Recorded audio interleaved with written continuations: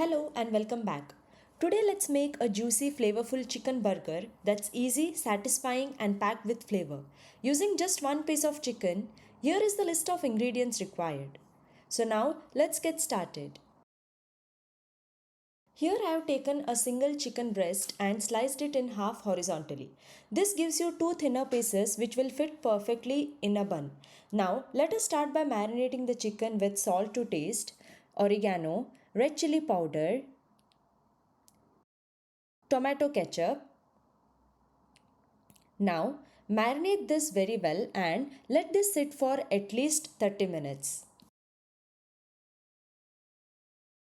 Now for coating the chicken, we'll prepare a simple slurry by combining maida, salt to taste, corn flour, give this all a good mix and lastly add in water as required for making smooth lump-free slurry.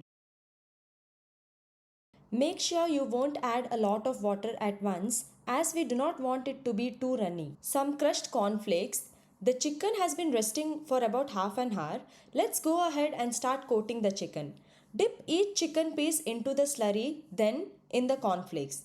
Repeat the same with the other one and refrigerate them for 20 to 30 minutes. This helps the coating stick better when we cook it.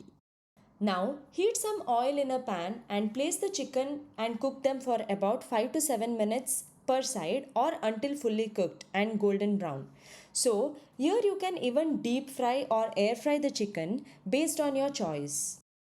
Now quickly let's make a sauce by combining mayonnaise and tomato ketchup. Give it a good mix. Also we will need some onions and lettuce. If you like you can also place cheese slice. Start by spreading the sauce on the bun. Layer with fresh lettuce, onions, then place the crispy chicken breast right on the top and finish with the top bun.